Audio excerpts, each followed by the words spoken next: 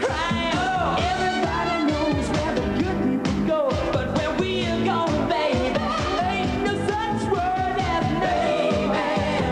I'm your man. So anyway, here they are, and we're on this wonderful boat with Wham. Wham. And so friendly. That's so friendly, yes. How are you, Andy? Now, we're going to start right at the beginning, 4 years ago. How did you actually meet? I mean, how did it actually all... 4 years ago, you're talking about... Well, you met years ago, 10, 12 years ago now. 1974. 12 years ago. School. At school. He was the new boy. This is an old record, isn't it? I was the new boy. No, it is, but still. Yeah, we have to do it, I suppose. Yeah. No, we met at school.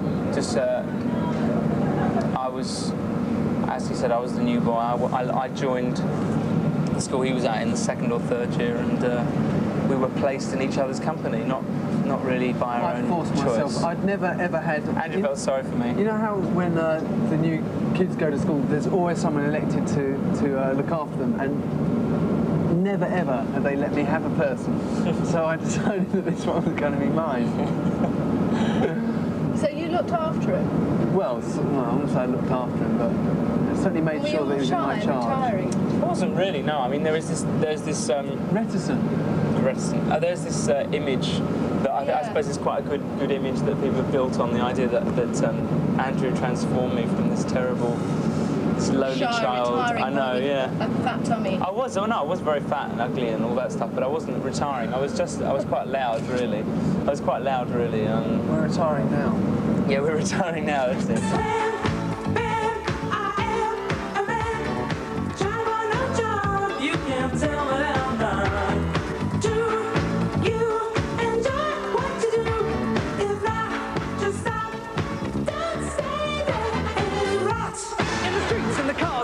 Underground. If you listen real hard, you can hear the sound of a million people switching up for work. Well, listen, Mr. Average, you're a jerk. When did it all formulate that you'd become a group? Because you had a false start and then became Wham. Oh, well, we basically when we met. I'll answer this one. Yeah, you answer this one, Con. It was just a music was really our common link. Anyway. It was our common link, and it really just progressed from there. We knew that we were going to have a band, and we got one together when we were 16, and that, as you like, was our full star. But we soon got it together. No. We thought it was the big one at the time. It's actually quite good that nothing happened, because we were very amateur, but we had some kind of really commercial songs, but they were just very, very patchy. And if anybody had picked us up at the time and made something out of those commercial songs, it would have been very embarrassing to try and get, because it was like a ska group, and it would have been really embarrassing to try and get out of that into what we do now, really. Hey, sucker!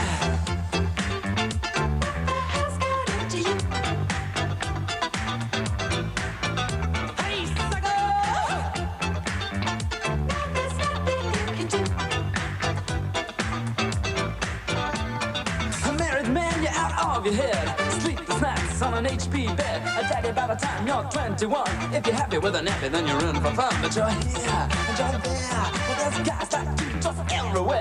And looking back on the good old days, well, this young gun says portion pays. The differences in lifestyle that people talk about, I mean, obviously there are large differences in lifestyle now, but the differences in lifestyle that people talk about, for most pop stars, I mean, an English pop star as opposed to a international pop star. If you've become successful as an English pop star, there really aren't that many changes in your lifestyle unless you want it. If you want change, then you make your own change, you know. You start to cut yourself off from other things. Don't laugh. No. But there really weren't any immediate huge changes, you know. It was, as you said, it was a big disappointment. All the glamour for us, all the glamour that we assumed there'd be in the music industry, you know, as soon as we became a part of it, there was absolutely none. And it was quite a big shock in a way, because it was so unlike anything that we'd expected. I know, it was certainly for me. I was really disappointed with it. Still disenchanted. Are you? Yeah. But I mean, you must have found it was difficult, like from going out to clubs and being able to do all those kind of normal things. It didn't change Did you find quickly. that odd? Well, it didn't change quickly for, you know, we didn't have money for the first 2 years, so it wasn't like we were thrust into the sort of positions that we find ourselves in now. It was very, very gradual, and in terms of clubs and things like that, all you had to do is you'd go to the same places and just get a lot more drunk so that you wouldn't notice that people were expecting you to behave differently. You know, I still do it now, really. It's true, it's true.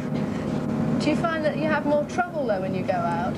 Well, you have lots of trouble every time you go out. I don't go out now. He doesn't go out anymore. But you notice, look at what a healthy-looking boy.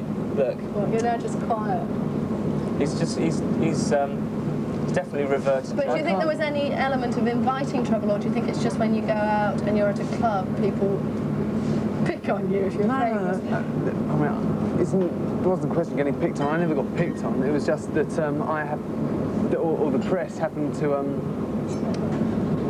put the spotlight on whatever I was doing at the time. You know, there were 400 other men my age doing the same thing in the same club. In the same club.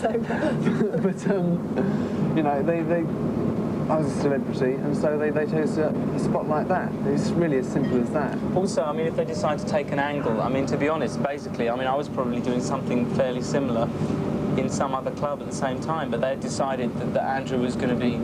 It had to be black and white to make a good newspaper story. It had to be black and white. So Andrew was going to be one thing, and I was going to be the other. So while Andrew was, I was going to be. while Andrew was supposedly raping and pillaging, I was feeding my cat. That was the way they wanted to do it. So you know. No, you were at home not spending any money. Oh, that's right. Yes, I told him about that this morning. Apparently, what is it, Dr. Vernon? Dr. Vernon Coleman says, "Spend, spend, spend, George, before you become the Howard Hughes of pop."